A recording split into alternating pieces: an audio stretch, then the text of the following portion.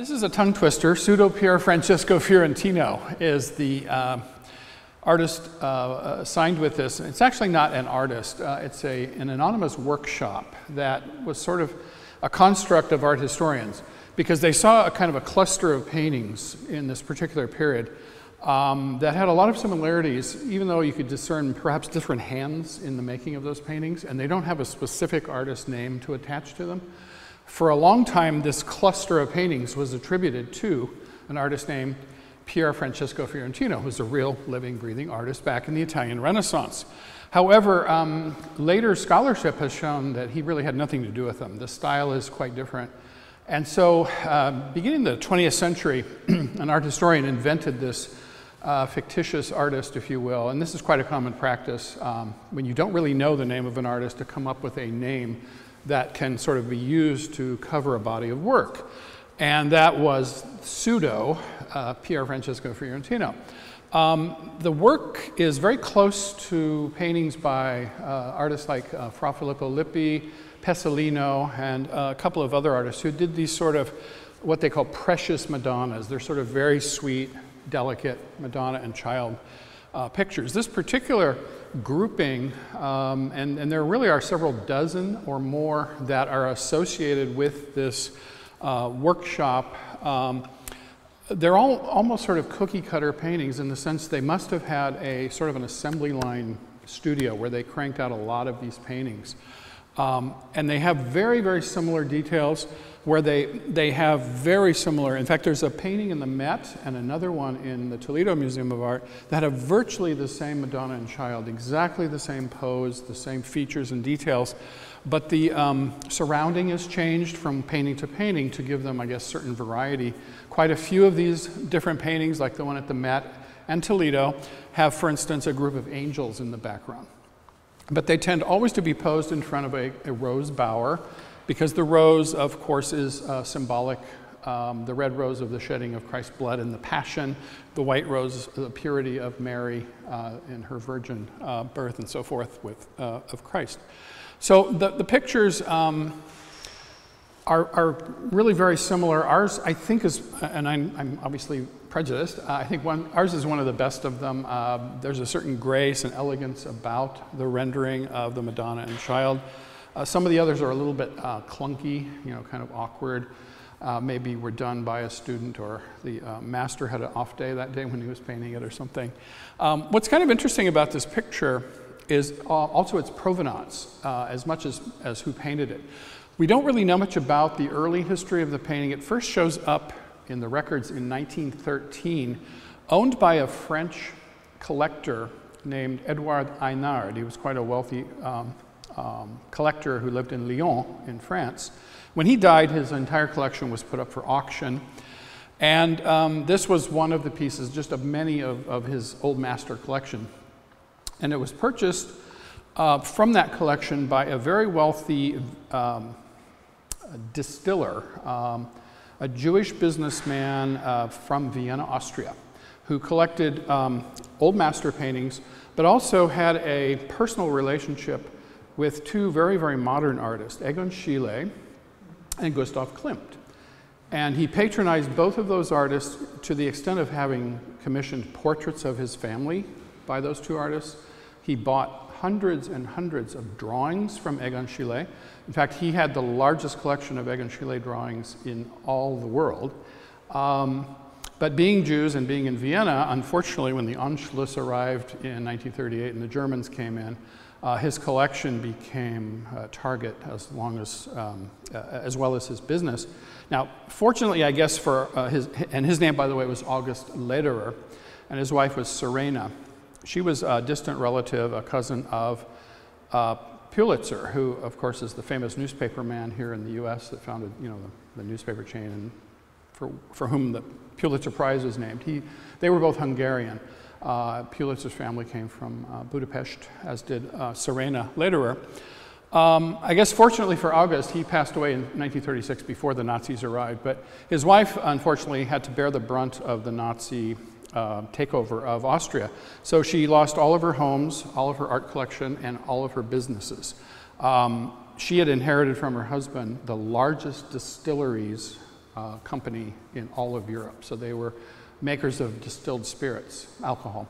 And so she was basically destitute. She managed to escape being rounded up and sent to a concentration camp because she was able to go back to her home in Budapest, which, for reasons unknown to me, escaped the Nazi oppression for a couple of years. In other words, they started rounding up Jews in Austria long before they did in Hungary. So she was able to die of natural causes in her home in Budapest in 1943.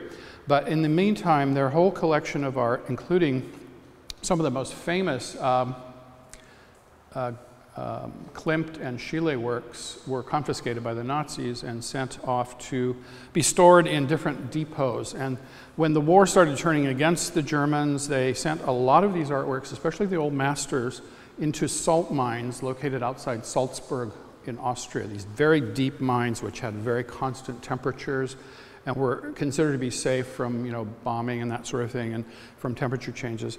And they were all put down in there and stored. Unfortunately, a lot of the Klimt and Schiele works that the Lederers and others owned were sent to a castle, which the SS burned when they were retreating. And so some of the great Klimt and Schiele works that were in that castle were destroyed and lost forever. The painting here then was in this salt mine at Alt-Aussee is the name of the place where it was, and it was therefore discovered when the Allies liberated that region and went into the salt mine. It was in the same place, for instance, that Jan van Eyck's famous Ghent altarpiece was stored, and many, many other masterpieces by, you know, Rembrandt and Titian and Raphael and all these great artists, and this was in there. And the Allies had set up this big process, and there's a movie coming out soon called The Monuments Men that you may, you know, have heard of. George Clooney is one of the stars, and that's all about this whole process of the Allied scholars who were trained and then sent to Europe to follow the army as it advanced and to rescue as many artworks as they could, and then to try and repatriate them when they were found and the owner could be identified.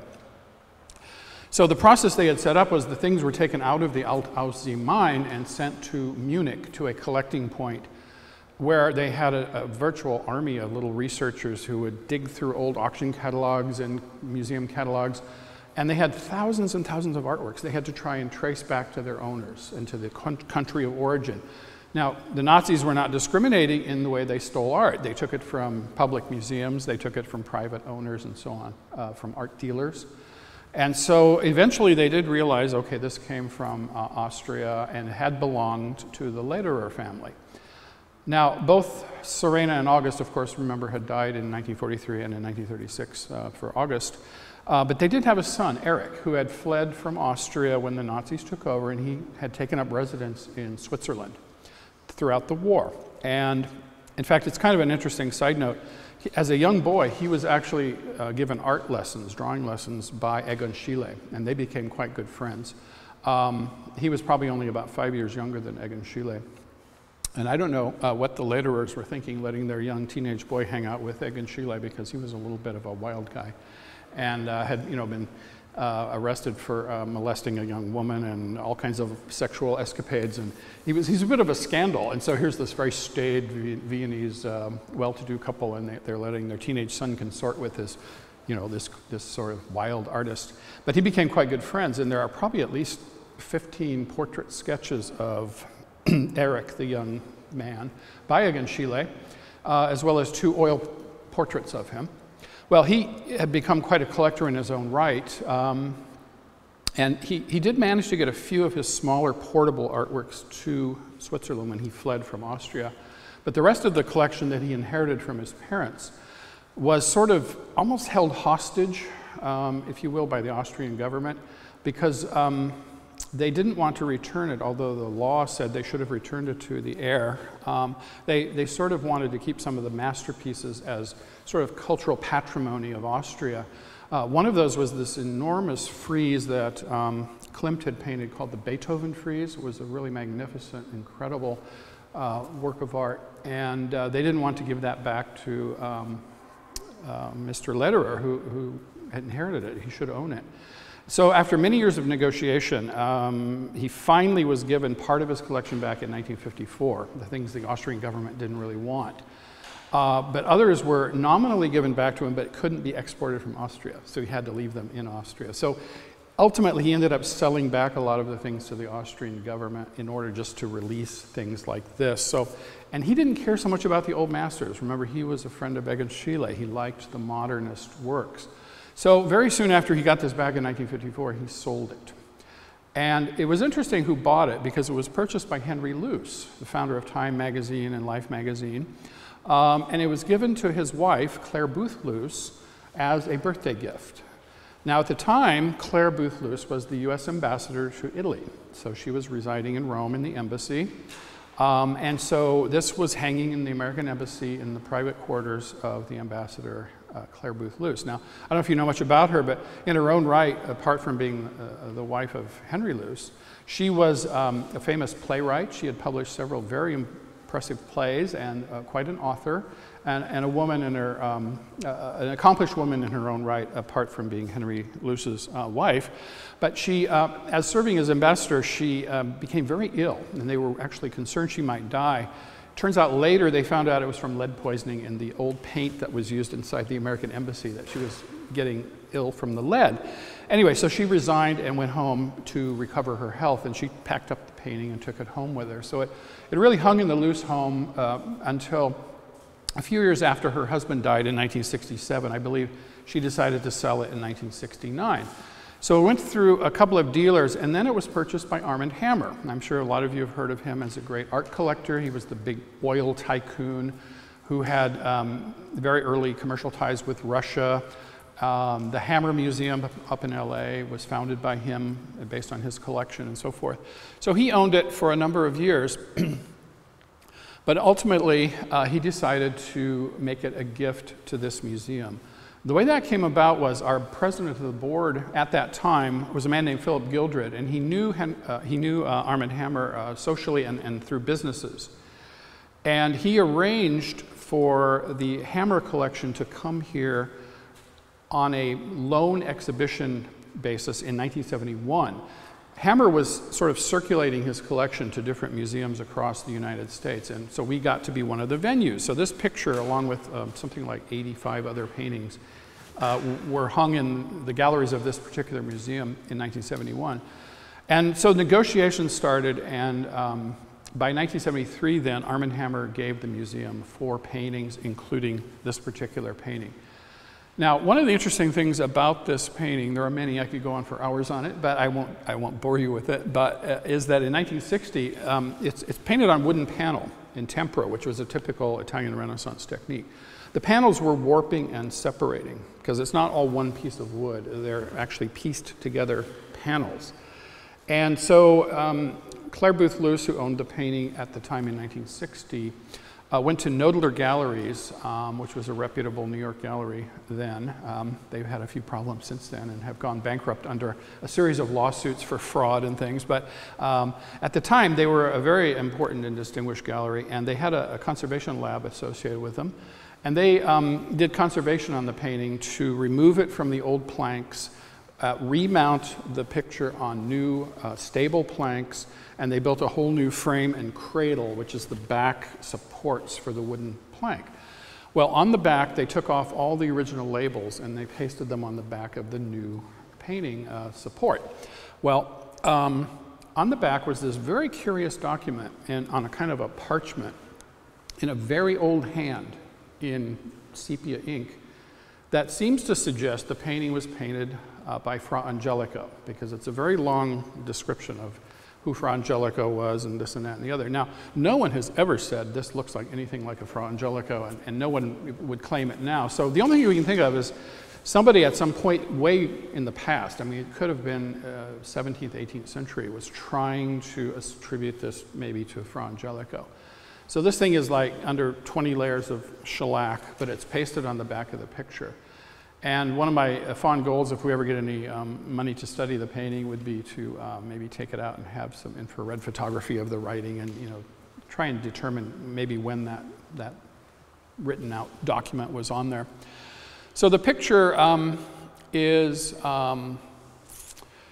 It's got a very interesting history. It teaches us a lot of things about, first of all, the workshop system in the Italian Renaissance. It teaches us about how art historians have designated these anonymous workshop names. It teaches us about the Holocaust and its effect on art and history. And it also teaches us about, I think, connoisseurship and the collecting of art and the way the big collectors often will be active in philanthropy, where they distribute their collections.